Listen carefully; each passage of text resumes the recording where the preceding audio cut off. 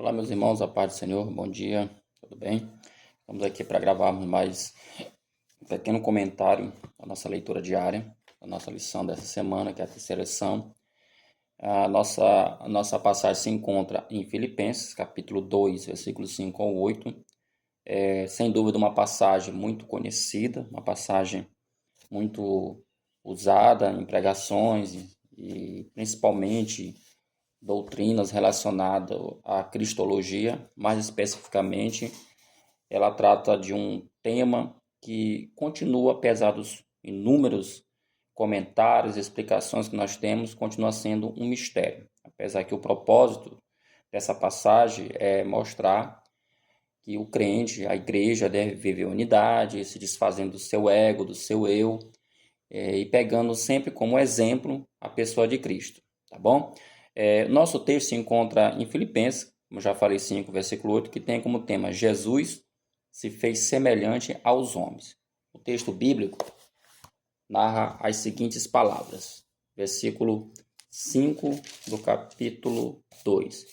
De sorte que haja em vós o mesmo sentimento que houve também em Cristo Jesus, que sendo em forma de Deus, não teve por usurpação de ser igual a Deus, mas aniquilou-se a si mesmo, tomando a forma de servo, fazendo-se semelhante aos homens, e, achado na forma de homem, humilhou-se a si mesmo, sendo obediente até a morte e morte de cruz. O objetivo do nosso escritor, da nossa lição, é trazer a temática da encarnação da parte humana de Jesus. Isso é fato, mas porém não tem como a gente não pontuar algumas questões aqui rapidamente dentro desse texto bíblico. Primeiro é que o versículo 5 fala que Jesus ele teve o mesmo sentimento, né? Aliás, Jesus não, e nós devemos ter o mesmo sentimento que teve Jesus, tá bom? Que sentimento foi esse? Sentimento aqui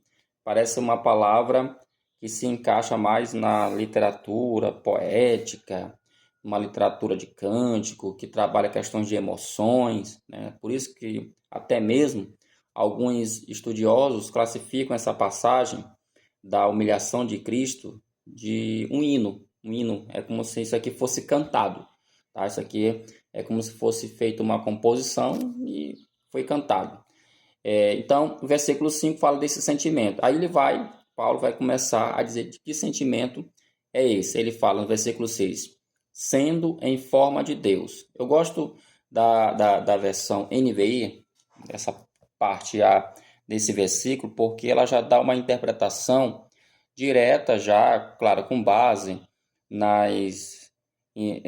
nos originais, com base no que o grego fala. Então, ela já coloca aqui meio que pronto, tá?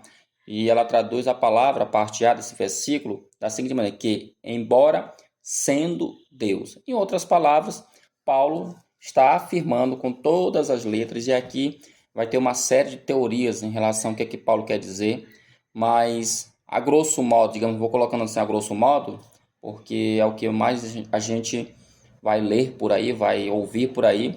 Paulo está, de fato, afirmando que Jesus é Deus. Ele não era Deus, ele deixou de ser Deus. Não, Jesus, ele é Deus, tá bom? Ele é Deus. Ele usa aqui uma palavra chamada, uma palavrinha aqui, que vai aparecer muito no versículo 6, 7, 8, que é a palavra forma. Interessante que esse termo, forma, de acordo com os comentaristas, ele pode ter duas palavras para tratar sobre esse termo forma. A primeira é a palavra mofa, tá? E a segunda palavra é a shema, são dois termos gregos. A primeira, mofa, de acordo com o dicionário, a ideia de algo que é fixo, algo que não pode ser alterado. Então, quando Paulo fala sendo em forma de Deus, e a NVI fala e sendo Deus, ou seja, aí vai a discussão de qual é a forma que ele está falando, se é a parte física ou se é a parte essencial dele. Provavelmente, ele está falando da essência de Jesus, porque Jesus Cristo, ele não deixou de ser Deus quando ele se encarnou, tá? Por isso que o texto fala que sendo em forma, ou seja, sendo Deus, traduzindo como a NVI faz, sendo Deus, ou seja, na essência, Jesus não deixou de ser Deus, porque ele virou humano, ele deixou de ser Deus, como existem algumas teorias, existem algumas tentativas de explicar isso, e inclusive a lição vai tratar sobre esse assunto na aula de domingo, ok? Esse é um ponto. Aí ele fala, a parte B, não teve por usurpação ser igual a Deus.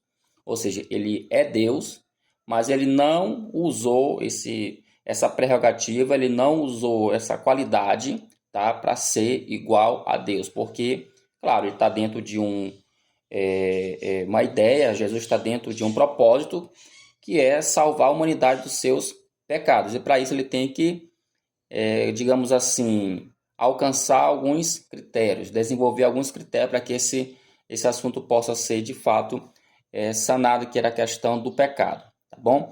Então, o versículo 7 diz, mas aniquilou-se a si mesmo, tomando a forma de servo. Aqui, novamente, a palavra forma, tá?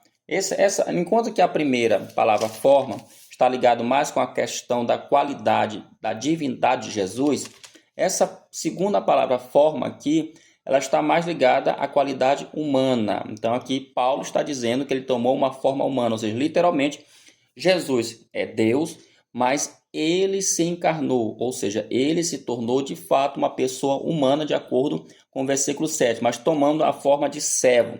E não é só isso, né? Aí entra aqui a segunda palavra, que de acordo com o Hernan Dias Lopes, citando aqui os comentaristas, ele fala que aqui é um jogo de palavras sobre essa questão do termo forma, quanto que morfa, que também no grego significa forma, tem uma ideia de algo que não muda, algo que é concreto, tá? Essa segunda palavra, chema, ela tem uma ideia de algo mais externo. A primeira, morfa, tem uma ideia mais interior, da parte mais interior, essencial, da essência.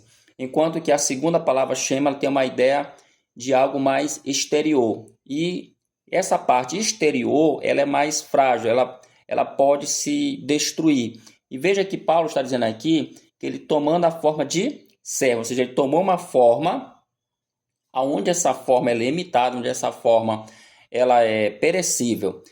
Ou seja, em outras palavras, ele tomou a forma humana. E ele usa uma outra palavra acompanhado, que é a palavra servo, que no grego é doulos, ou seja, ele se tornou um verdadeiro escravo. Ele se colocou numa posição de escravo.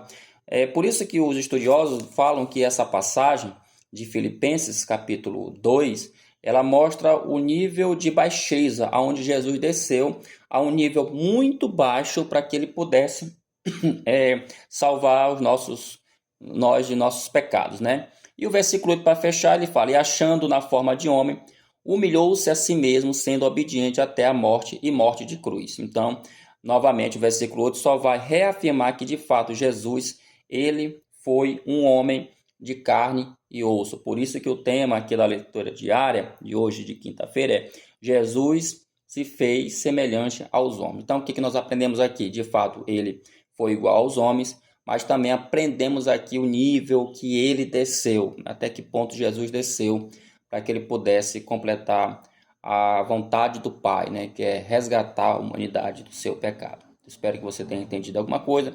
Fique todos na paz de Cristo, tenham um bom dia, até a próxima, se Deus quiser, em nome de Jesus. Amém.